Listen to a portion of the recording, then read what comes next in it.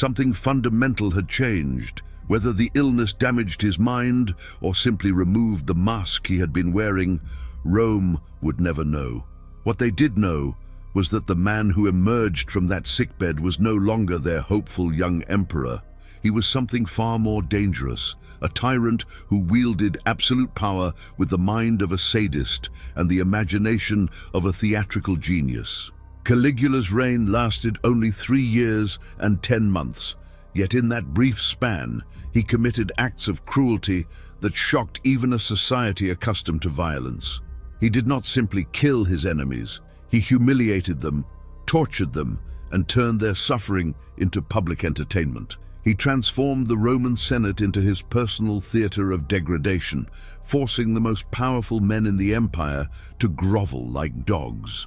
He bankrupted the treasury not through war or expansion, but through orgies, floating palaces, and spectacles designed solely to demonstrate his godlike power over life and death. This is not a story of battlefield atrocities or the systematic violence of war.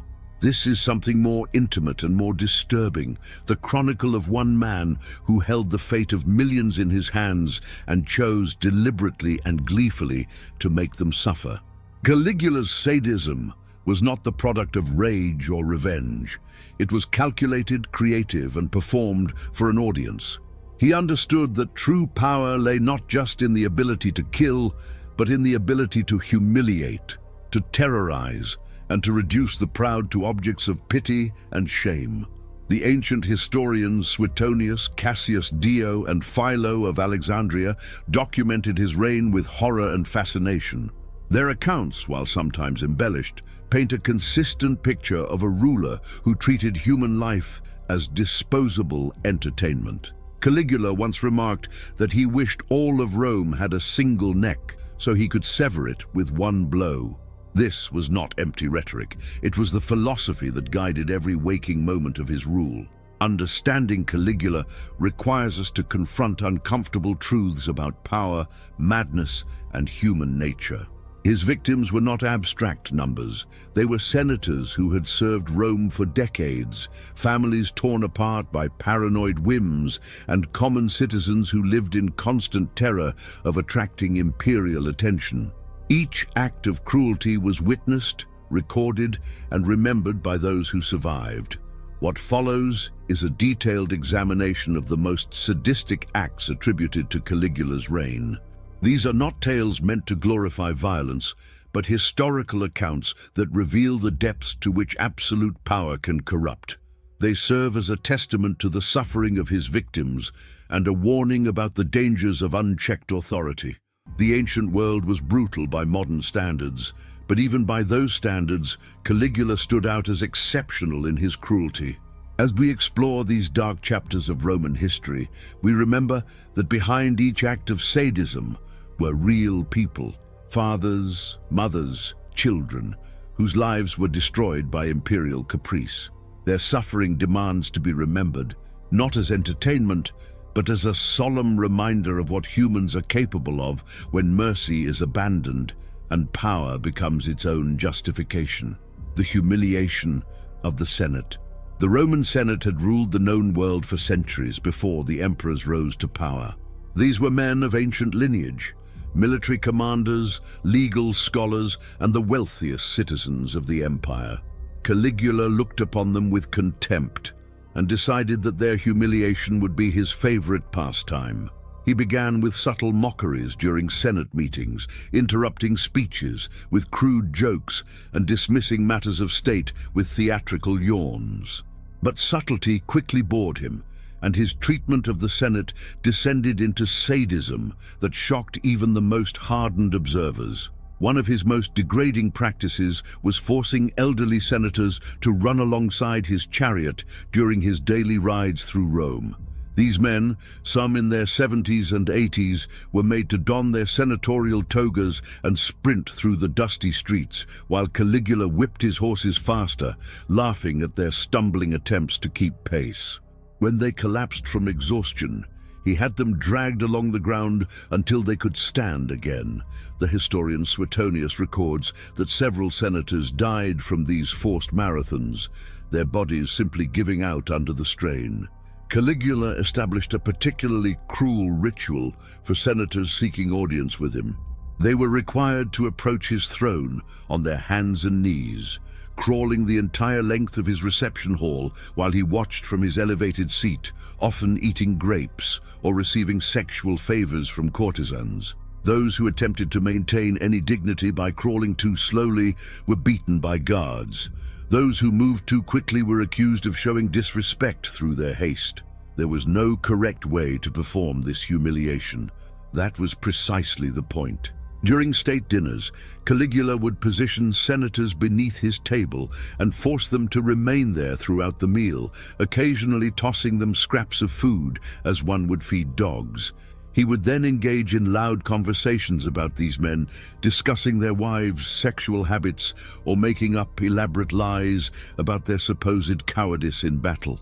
The victims, trapped beneath the table, had no choice but to endure these slanders in silence, knowing that any protest would result in far worse punishment.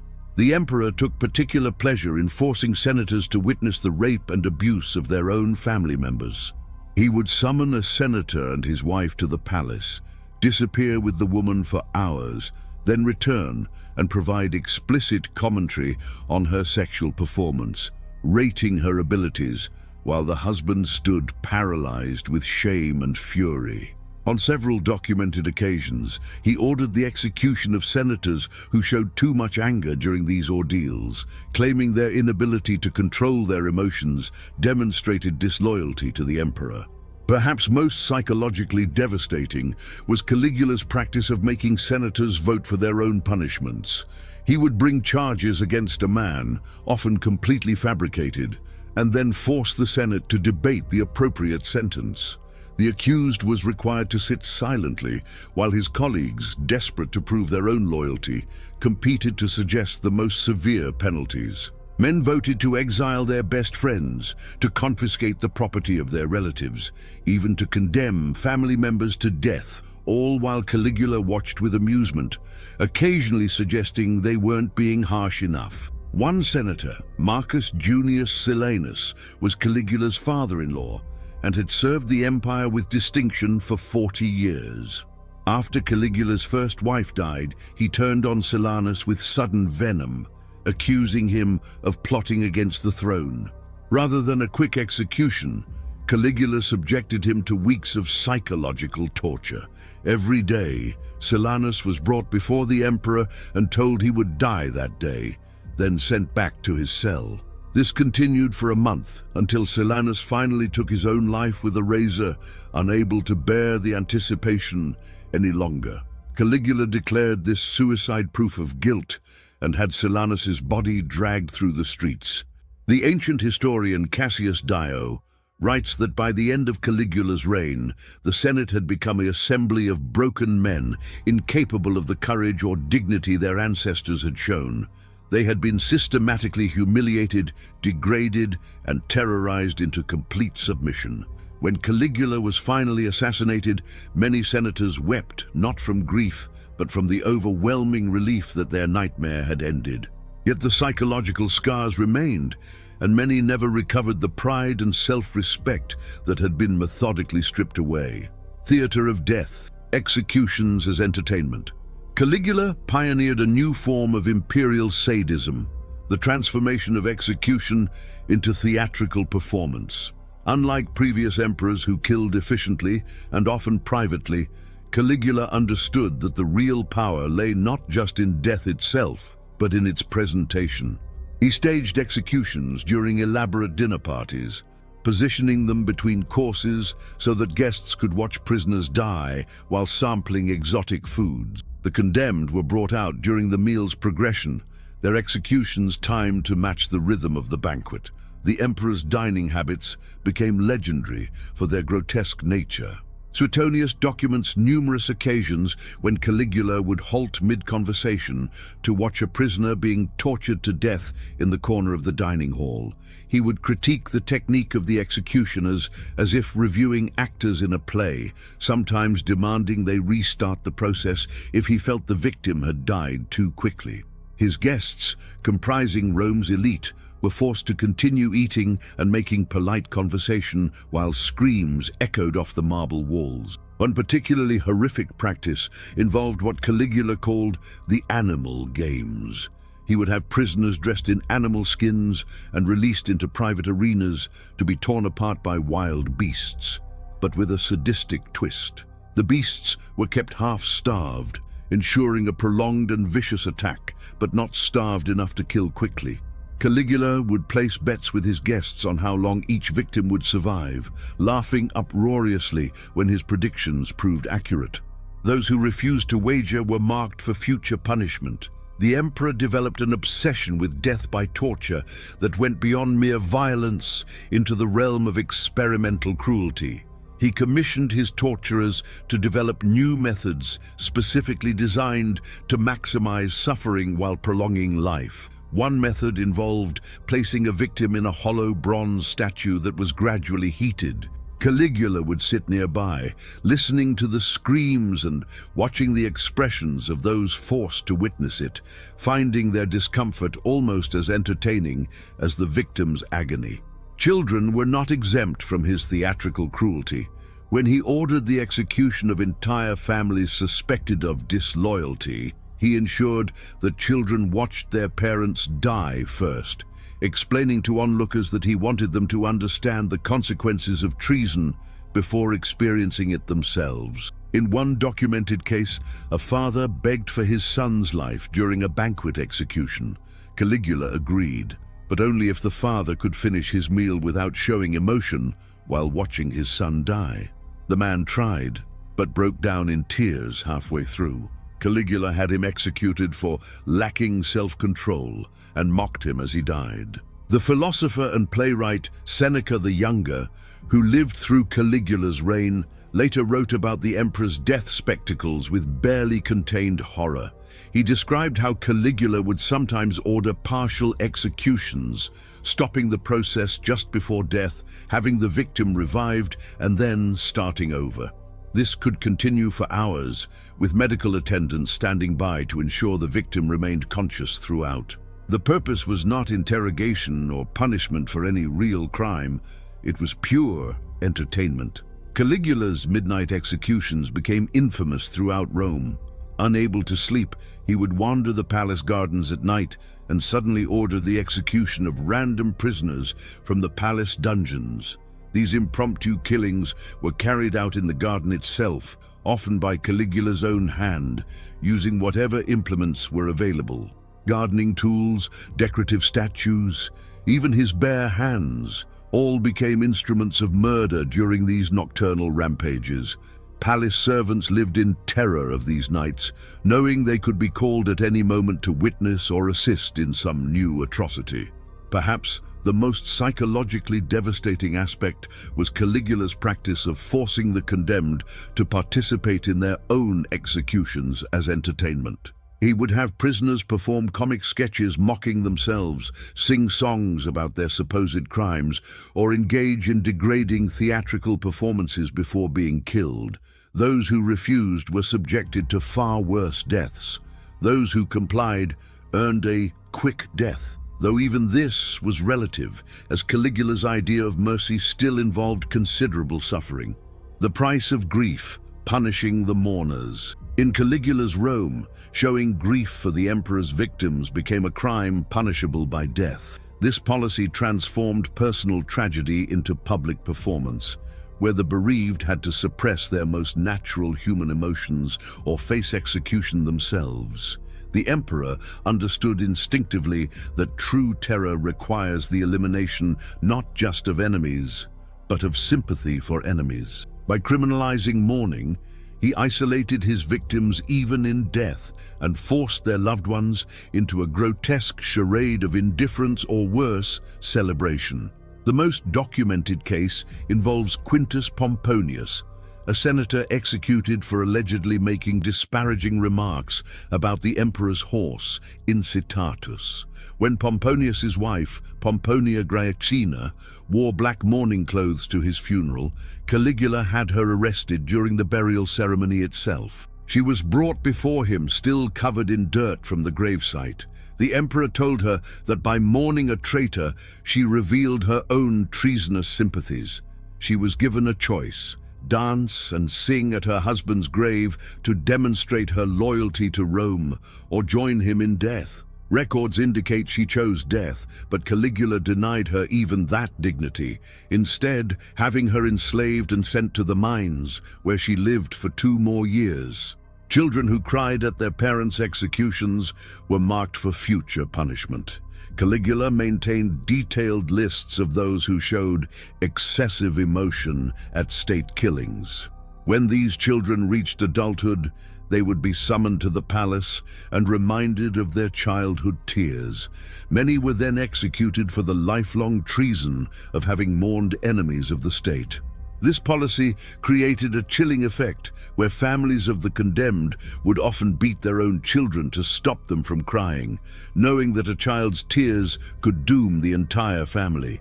The emperor took particular pleasure in attending funerals uninvited and mocking the grieving. He would arrive at burial ceremonies for those he had killed and deliver speeches praising himself for ridding Rome of such terrible people. If family members showed visible distress, he would have his guards note their names. On several occasions, he joined funeral processions and began singing cheerful songs, forcing the mourners to join in or be arrested for disrespecting the emperor's presence. One of the most psychologically cruel policies was the celebration mandate. Families of executed individuals were required to hold public banquets, celebrating the person's death within 3 days of the execution. These events had to include speeches thanking Caligula for his justice, toasts to the emperor's wisdom, and expressions of shame for having harbored a traitor. Spies attended these forced celebrations, monitoring for any signs of insincerity. A woman named Aurelia was executed because witnesses claimed her smile during her brother's death celebration didn't reach her eyes. Caligula instituted financial penalties for grief that bankrupted many families. Relatives of the executed were charged enormous fees for disposal of traitor remains and cleansing public morality. These fees were often 10 times the value of the family's entire estate. When families couldn't pay, their children were sold into slavery to cover the debt. The emperor justified this by claiming that traitors' families should be punished for having failed to report the treason earlier. This created a secondary wave of suffering that extended the torture long after the original victim's death. The ancient writer Philo of Alexandria, who visited Rome during Caligula's reign, documented the emperor's treatment of Julia Drusilla's death. The one person Caligula seemed to genuinely love. When his sister and lover died, he mandated that all of Rome mourn with him, but the mourning had to match his specifications exactly. Too much grief suggested you were mocking his pain.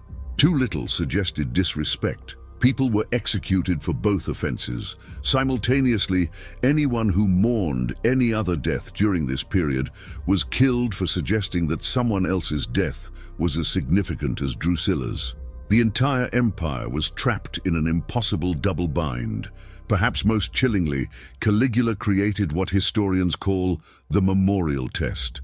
Months or even years after executing someone, he would summon their relatives and ask them detailed questions about the deceased. If they remembered too much, specific dates, favorite foods, childhood stories, they were killed for obsessive loyalty to a traitor. If they remembered too little, they were killed for disrespecting the dead in a manner that reflects poorly on Roman values. The correct amount of memory was whatever Caligula decided in that moment, and he never decided the same way, twice. The treasury of sadism, economic terrorism. When Caligula ascended to power, he inherited a treasury filled by the prudent, if paranoid, Tiberius. Within 2 years, he had spent it all, not on public works, military campaigns, or infrastructure, but on spectacles of cruelty and monuments to his own divinity. His spending was not merely wasteful, it was deliberately destructive, designed to demonstrate that he could consume Rome's wealth as carelessly as he consumed human lives. The economic terrorism he inflicted on the empire was as calculated as his physical tortures. The most infamous example was his floating palace on Lake Nemi. Ancient historians describe vessels of unprecedented size, fitted with marble columns, heated baths, gardens with full-sized trees, and decks paved with jewels. These ships served no practical purpose. They were mobile pleasure palaces where Caligula staged elaborate orgies and executed those who displeased him, throwing their bodies overboard for the fish. The cost of these vessels could have fed Rome's poor for 5 years. Caligula used them perhaps a dozen times before abandoning them to rot, considering them too boring for repeated use. To fund his excesses, after draining the treasury, Caligula invented new forms of taxation that were specifically designed to humiliate and impoverish the wealthy. He imposed taxes on prostitutes, calculated per sexual encounter, and then declared all married women to be retroactively prostitutes, demanding decades of back taxes. Families were bankrupted overnight. When they couldn't pay, he seized their property and sold their children into slavery. He taxed foods sold in markets, lawsuits filed in courts, and even conversations held in public forums, with informants reporting who had spoken for how long. The emperor created a particularly sadistic tax called the imperial approval fee. Any business transaction, no matter how small, required imperial approval, which came with an unpredictable fee. The fee was determined by Caligula's mood and could be anywhere from a few coins to the entire value of the transaction. Merchants never knew if they would profit or be ruined. Some days, Caligula would approve transactions for free, encouraging more business. Then, he would suddenly charge confiscatory rates, destroying everyone who had been lured into the market. Inheritance became a trap under Caligula's rule. When wealthy citizens died, he would often declare their wills invalid and claim the entire estate for himself, regardless of the deceased's wishes. To avoid this, some tried naming Caligula as a beneficiary in their wills. He then made it illegal to die without leaving him at least half your estate. But if you left him more than half, he declared it proof you were trying to curry favor and thus guilty of treasonous bribery. Families watched their inheritances vanish into imperial coffers, unable to mourn publicly or protest. The emperor turned the economy itself into a game of chance that only he could win. He would periodically announce the cancellation of all debts in Rome, causing celebration, then reverse the decision within hours, declaring everyone who had celebrated to be complicit in defrauding creditors. Both debtors and creditors could be ruined in a single day. The ancient historian Cassius Dio writes that business virtually stopped in Rome because no one could predict whether contracts would be honored from one hour to the next. Caligula's treatment of public grain supplies demonstrated his willingness to use starvation as a tool of terror. Rome depended on grain imports to feed its massive population. Caligula would order granaries opened and distributed to the people, then suddenly close them, claiming the grain was needed for his projects. He once fed vast quantities of grain to animals in the arena while the city starved, explaining that animals were more loyal than citizens. When riots threatened, he would release just enough grain to prevent outright rebellion, keeping the population in a constant state of hunger-induced anxiety. The construction projects he ordered were deliberately wasteful and dangerous. He planned to build a bridge across the Bay of Naples using ships as pontoons, a 3-mile floating bridge that served no purpose except to allow him to ride his horse across the bay wearing Alexander the Great's breastplate. Thousands of workers died in the construction. Supply ships were commandeered from across the empire, causing grain shortages. When the bridge was completed, Caligula used it twice and then had it dismantled, the materials sold to pay for his next whim. The god emperor, religious sadism. Caligula's declaration of his own divinity went far beyond the ceremonial ruler worship common in the ancient world. He didn't merely want temples and offerings. He demanded active, fearful worship backed by deadly consequences for insufficient devotion. This transformation into a god was not about spiritual belief, but about creating a new category of crime: religious treason. Every citizen of Rome now had to prove their faith in Caligula's divinity, and the proofs he required became increasingly bizarre and degrading. The emperor ordered that all temples to traditional gods have their statues replaced with images of himself. When priests protested that this violated centuries of religious tradition, he had them executed and their bodies displayed in the very temples they had served. The temple of Castor and Pollux in the Forum was converted into his vestibule, with the twin god statues relegated to serving as his doorkeepers. Caligula would stand between them and require citizens to worship him as they entered, often mocking traditional prayers and demanding new forms of devotion he invented spontaneously. He established a personal priesthood dedicated to his worship, but membership was more curse than honor.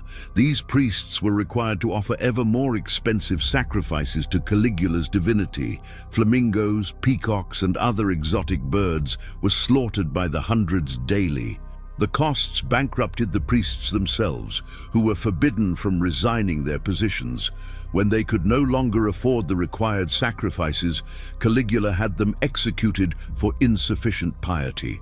Their replacement priests would then face the same impossible demands. Jewish communities throughout the empire faced particular persecution for their refusal to worship the emperor. Monotheism was not merely a theological disagreement to Caligula, it was personal insult. He ordered a massive golden statue of himself erected in the temple in Jerusalem, knowing this would cause a revolt. When the Syrian governor Petronius delayed implementing the order, understanding it would trigger a Jewish uprising, Caligula ordered his suicide. Only the emperor's assassination prevented what would have been a catastrophic religious war. The emperor's interactions with his priests revealed the depths of his megalomania. He would hold conversations with statues of gods, arguing with them loudly in public, then claiming victory when the statues didn't respond. He challenged Jupiter to single combat, standing in thunderstorms and daring lightning to strike him. When it didn't, he declared himself superior to Jupiter and ordered the King of Gods statue beheaded in every temple in Rome. Those who hesitated were executed for protecting false gods. Caligula created elaborate rituals designed to humiliate traditional religious observance. During major festivals, he would appear dressed as various gods, Venus, Diana, Apollo, and demand sexual acts from worshippers as offerings to the divine. Men and women were forced to perform degrading sexual services while he wore the regalia of their ancestral gods. Those who refused were immediately executed for atheism and disrespect to the divine. Those who complied were often executed afterward for showing insufficient enthusiasm. The most psychologically devastating aspect of his religious terrorism was the construction of a bridge between his palace and the temple of Jupiter. Caligula claimed this allowed him to visit his brother and would walk back and forth between palace and temple, having conversations with Jupiter that witnesses were required to overhear and later recite accurately. If their recollection of these divine conversations differed from Caligula's version, they were executed for spreading false religious testimony. Since Caligula's version changed constantly, accurate recollection was impossible. He demanded blood sacrifices to himself that mirrored the cruelest aspects of ancient religion while perverting their meaning. Traditional Roman sacrifice involved animals, with the meat distributed to the public. Caligula's sacrifices involved human victims, and participation in the consumption of sacrificial offerings became mandatory for all witnesses. The Roman elite found themselves forced into acts of ritual cannibalism, consuming portions of executed prisoners who had been sacrificed to the divine emperor. Those who vomited or refused were killed immediately, their bodies added to the sacrificial offerings. Breaking the family, domestic atrocities. No one was safe from Caligula's cruelty, but his treatment of his own family demonstrated that bloodline offered no protection. Indeed, it often marked you for special attention. The imperial family became a theater of domestic horror, where sisters were lovers, wives were currency, and children were expendable. Caligula's understanding of Roman values included the sacred nature of family bonds, which made violating those bonds all the more devastating as a tool of terror. His relationship with his sisters transcended mere scandal. Caligula engaged in open, incestuous relationships with all three sisters, but particularly with Julia Drusilla. This was not hidden passion, but public policy. He flaunted the relationship, appearing with her at state functions and discussing their sexual activities openly. After Drusilla's death, whether from natural causes or Caligula's hand remains debated, he forced the Senate to declare her a goddess and made mourning her mandatory. His remaining sisters, Agrippina and Julia Livilla, went from being imperial favorites to exiled prisoners within months, accused of conspiracy and adultery, though most historians believe the charges were fabricated. Caligula's marriages were performances of sadism. He married Livia Orestilla during her wedding ceremony to another man, literally stopping the wedding, claiming the bride for himself, and exiling the original groom. He tired of her within months and divorced her with characteristic cruelty, forbidding her from ever remarrying and having her followed for the rest of her life to ensure compliance. His subsequent marriages to Lollia Paulina and Caesonia followed similar patterns: abduction, brief infatuation, then abandonment, or worse. Caesonia, mother to his only child, endured particular degradation, as Caligula would parade her naked before his dinner guests and discuss her body in clinical detail. The birth of his daughter, Julia Drusilla, provided new avenues for disturbing behavior. Caligula claimed the infant's aggressive behavior, she would scratch at other children's faces, proved she was truly his child. He encouraged this violence, reportedly holding the baby up to visitors and threatening to have her scratch out their eyes if they displeased him. The child was found murdered alongside her mother shortly after Caligula's assassination, suggesting that Rome feared even his infant daughter might carry his cursed blood. His treatment of extended family members was methodical in its cruelty. Caligula's cousin Gemellus, who had been named co-heir with him, was barely 18 when the emperor forced him to commit suicide, claiming the young man had taken medicine to protect against poison, which Caligula interpreted as evidence that Gemellus expected Caligula to poison him, which was itself proof of treasonous thoughts. This circular logic became typical of Caligula's reasoning. His uncle Claudius, who would later become emperor, survived only because Caligula found his stammer and nervous tics amusing and kept him around as a figure of mockery. The emperor instituted a policy of random family punishments that terrorized the entire imperial household. A servant's mistake might result in the execution of their entire family. A guard's momentary inattention could mean death for his children.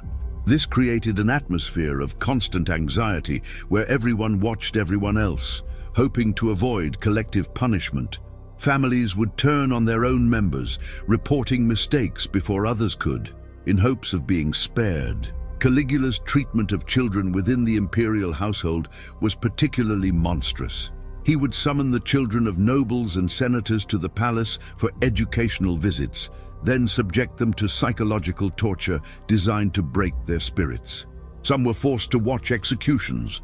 Others were made to participate in degrading performances. The parents, desperate to maintain imperial favor, would send their children despite knowing what awaited them. Those who refused found their entire families marked for destruction.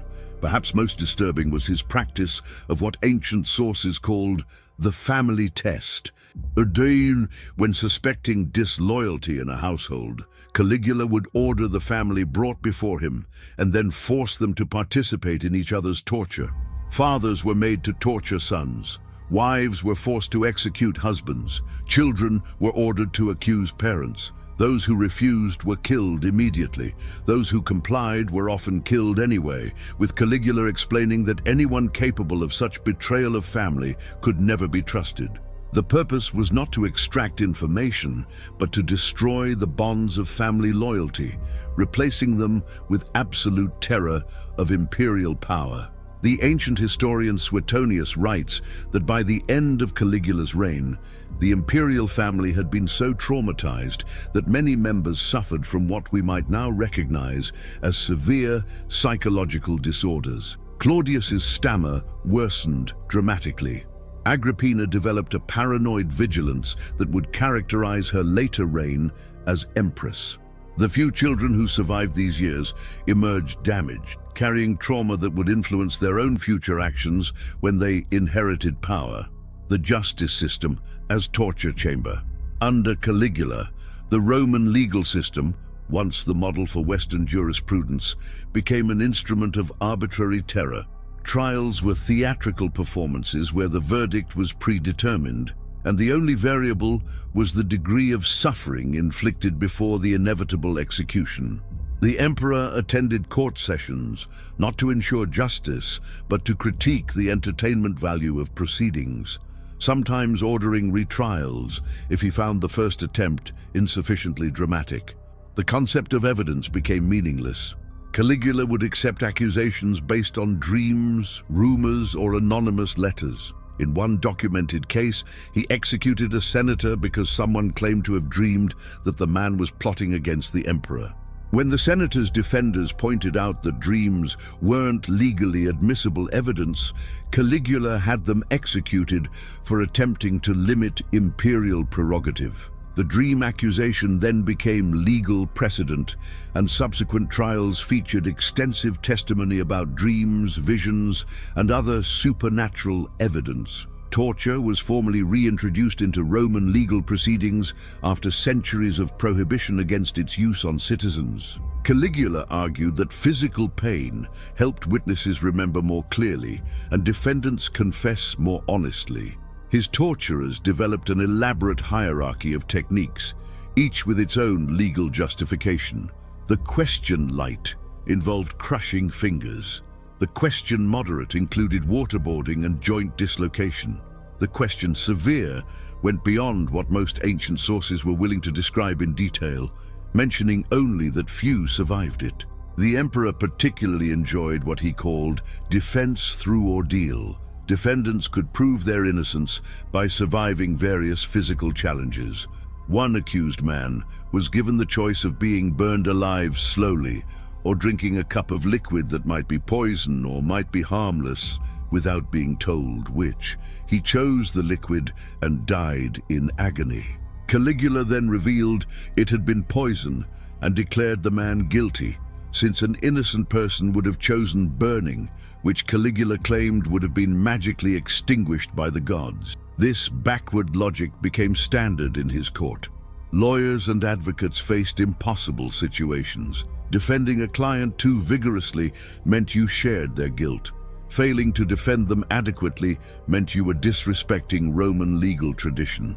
Several prominent lawyers died during trials, executed mid-argument for making points Caligula found annoying. Others learned to present performances rather than defenses, knowing their theatrical skills mattered more than legal reasoning.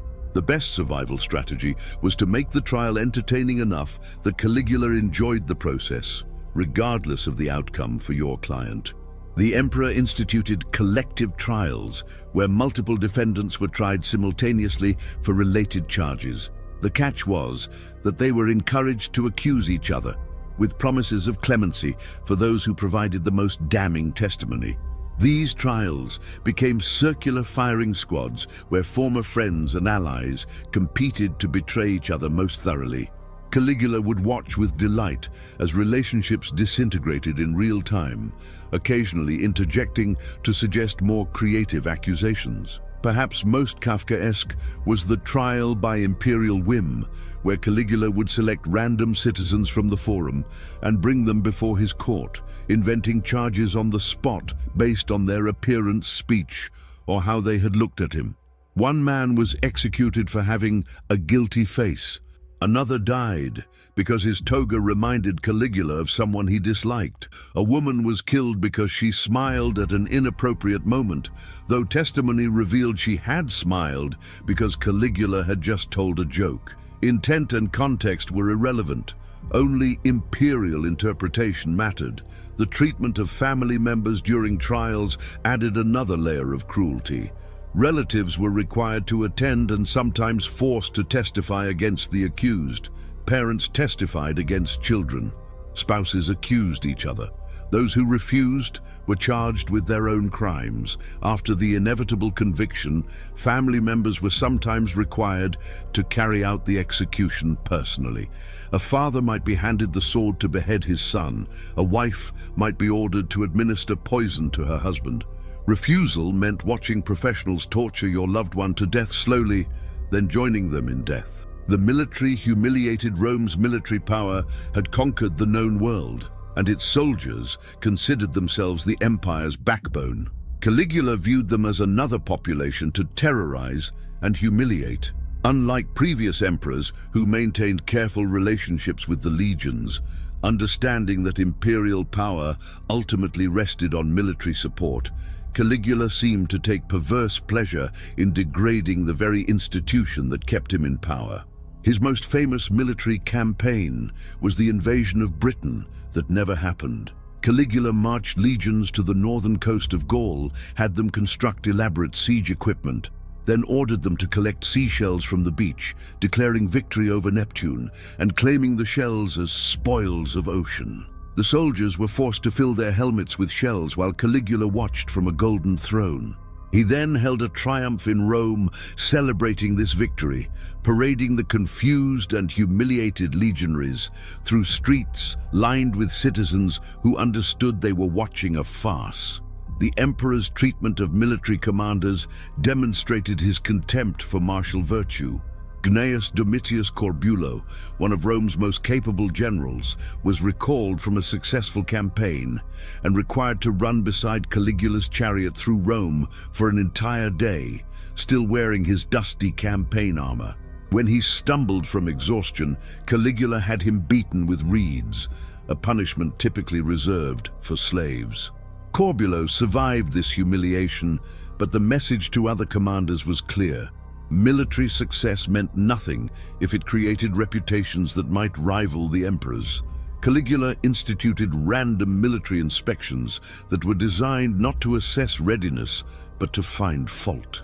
He would arrive at camps unannounced and conduct absurd reviews, examining soldiers' hair length, toe cleanliness, or how symmetrically they blinked. Those who failed these impossible standards were flogged publicly. One entire cohort was decimated, every 10th man executed, because their camp's latrine wasn't positioned precisely east-west, as Caligula claimed military tradition required, despite no such tradition existing. Veterans returning from frontier service found no honor waiting, but rather new degradations.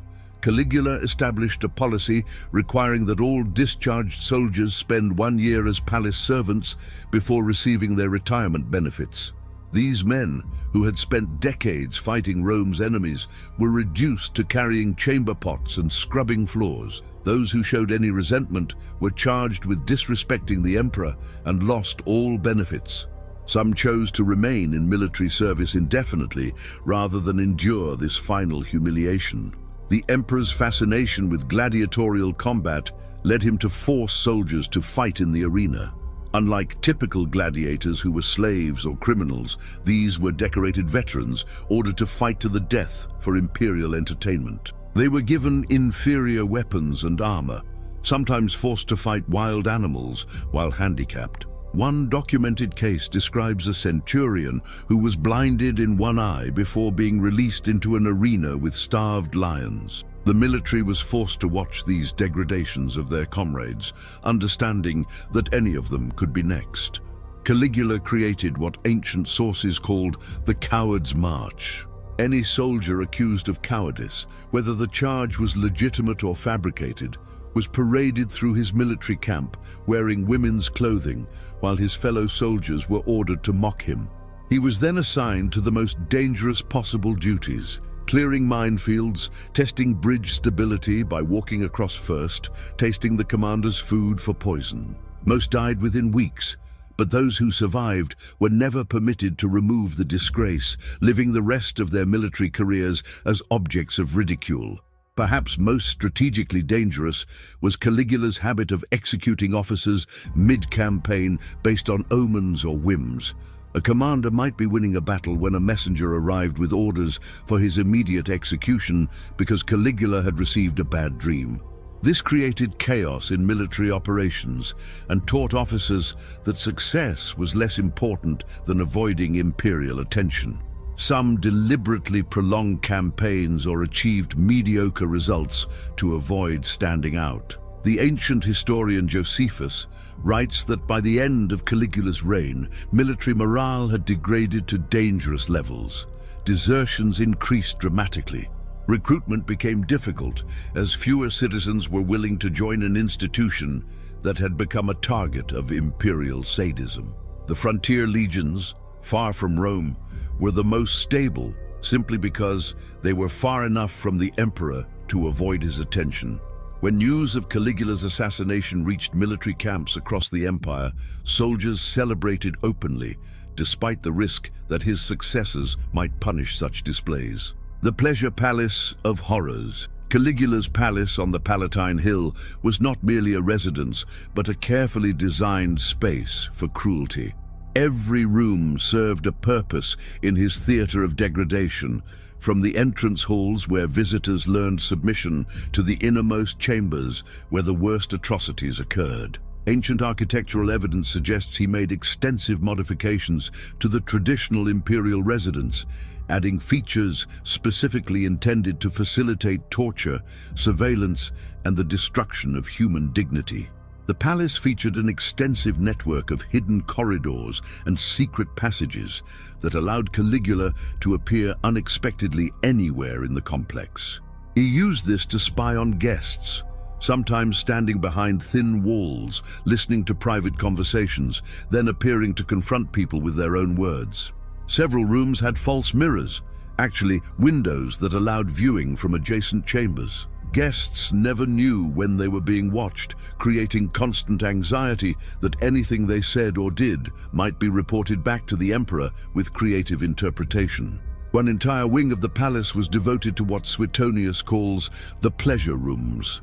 Though the term is deeply ironic, these were elaborately decorated chambers where Caligula staged orgies that were less about pleasure and more about humiliation and control. Attendance was mandatory for those invited. Refusing meant execution.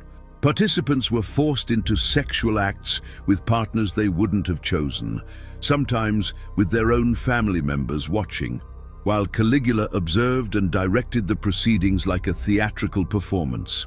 He would rate participants' performances and punish those he deemed insufficiently enthusiastic.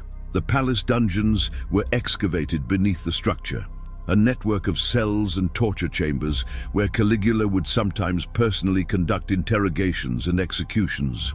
Unlike traditional Roman dungeons that were simply holding cells, these spaces were designed for prolonged suffering.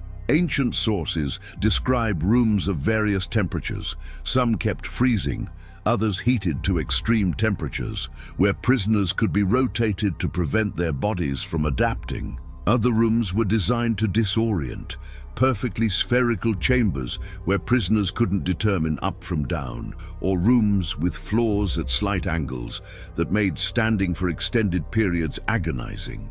The palace gardens, traditionally spaces of contemplation and beauty, were converted into execution ground. Caligula had elaborate mechanical devices installed that could kill in theatrical ways. Automated sawing apparatus, crushing machines, devices that slowly impaled victims over the course of hours. He would host garden parties where these devices operated as background entertainment, encouraging guests to enjoy the landscaping while screams echoed from the mechanical horrors scattered among the topiary. The dining halls featured what ancient accounts describe as the viewing alcoves, raised platforms where condemned prisoners were kept on display during meals. They were positioned so that diners couldn't avoid seeing them, and Caligula would periodically have food brought to these prisoners, then snatched away before they could eat. Sometimes he would have them executed during the meal service, timing the killings to occur between courses. The diners were expected to continue eating and making pleasant conversation while blood pooled on the floor nearby. Caligula installed what might be history's first systematic surveillance apparatus. Palace slaves were recruited as informers, reporting not just on plots against the emperor, but on casual comments, private conversations, and even facial expressions. These reports were filed in a massive library that Caligula reportedly reviewed personally, memorizing details about thousands of individuals. He would then confront people with information from their private lives, information they had shared only in supposedly secure settings. The psychological impact of discovering that no space was truly private was devastating. Perhaps most disturbing was the transformation room, documented in Suetonius, but with details so extreme that historians debate their accuracy. According to these accounts, Caligula maintained a chamber where he would dress as various gods and goddesses, demanding that visitors worship him in character. The room featured multiple costumes, props, and even mechanical effects to enhance the illusion. Those who failed to show sufficient reverence to Caligula as Jupiter or Caligula as Venus were punished for religious impiety. The room allegedly included a section where he would transform prisoners, dressing them in degrading costumes, applying makeup, forcing them to perform as characters in his personal dramas before their execution. The final descent. By the beginning of 41 AD, Caligula's reign had created a Rome that lived in constant, debilitating fear.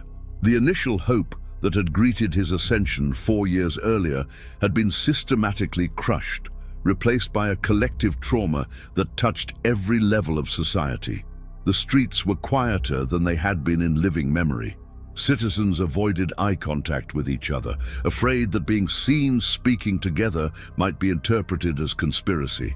The once vibrant forums and public spaces had become theaters of anxiety where one wrong word could mean death. The emperor's paranoia had grown to consume his every waking hour. He saw conspiracies everywhere, but his method of addressing them only created more genuine plots. When he suspected someone of disloyalty, he didn't simply execute them. He made examples so extreme that others were driven to actual conspiracy simply to survive. The Praetorian Guard, traditionally the emperor's most loyal defenders, had been so thoroughly alienated by his treatment of them. Random beatings, impossible demands, humiliation before the common soldiers, that multiple guardsmen were secretly meeting to discuss assassination.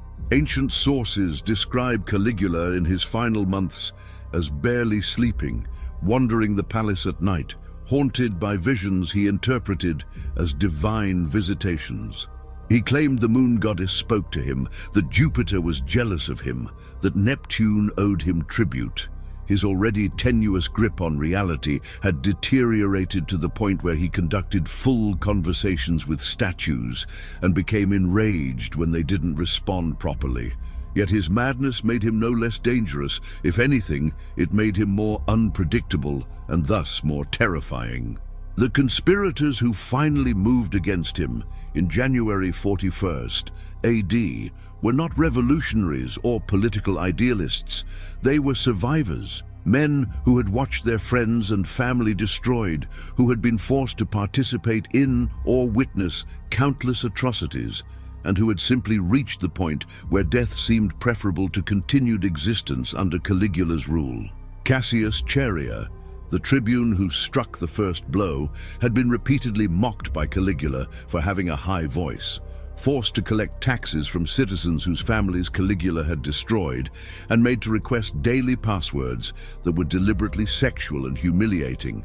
On January 24th, 41 AD, during theatrical games in the palace complex, Cherea and his co-conspirators caught Caligula in a narrow underground passage. Ancient accounts differ on details, but agree that Caligula died as he had lived, surrounded by violence. He was stabbed more than 30 times, with various sources claiming different guardsmen wanted to ensure they had personally struck a blow. His wife, Caesonia, and infant daughter were killed shortly after, the child's head dashed against a wall. The violence was excessive, brutal, and final, reflecting years of accumulated rage. The reaction in Rome was telling. There were no public outpourings of grief, no demands to find and punish the assassins, no lionization of the fallen emperor. Instead, there was shocked relief, as if Rome had been holding its breath for 4 years and could finally exhale. The Senate immediately ordered the destruction of Caligula's statues, though many had already been torn down by mobs in the first hours after his death became public. His name was ordered erased from public inscriptions, a damnatio memoriae that reflected Rome's desire to forget that such a ruler had ever existed. Yet the psychological damage couldn't be erased so easily. Caligula's reign had demonstrated that Roman institutions, the Senate, the law, the military, were insufficient to constrain an emperor determined to rule through terror. The precedent had been set. Future emperors like Nero would reference Caligula's reign, sometimes with approval. The brief period of optimism under Claudius couldn't fully restore the Republic's dying spirit. The reign of terror had revealed a fundamental truth about imperial Rome. Absolute power, when wielded by a sadistic mind, could transform civilization itself into an instrument of suffering. The ancient historians who recorded these events struggled with how to present them. Suetonius, writing 70 years later, still seemed disturbed by the accounts he had compiled.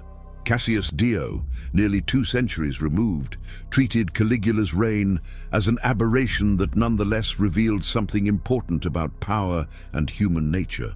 Modern historians debate which specific atrocities can be verified versus which might be exaggerations, but the core narrative remains consistent.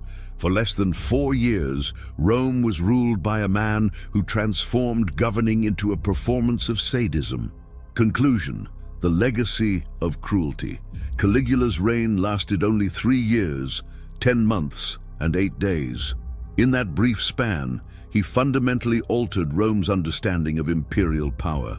Before Caligula, Romans could believe that emperors, while possessing supreme authority, would exercise it within some framework of tradition, law, and basic humanity. After Caligula, they knew better.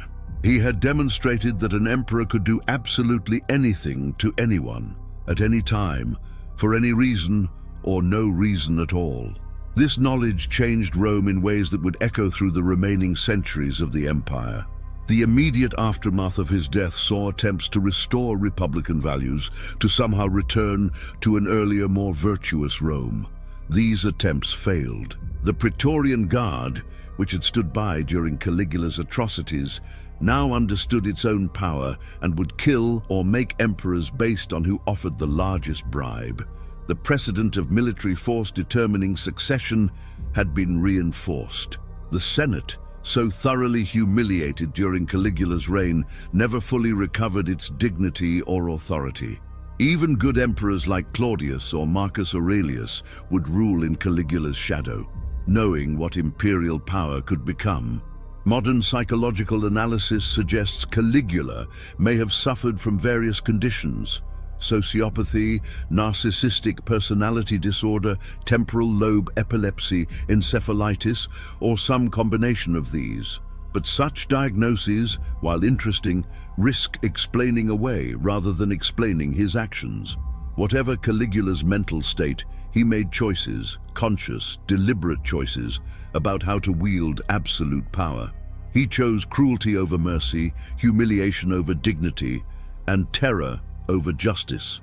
These were not symptoms, but strategies, methods for demonstrating and maintaining control. The question that haunted ancient Rome and continues to trouble us today is how such a person could rise to power and maintain it for nearly 4 years.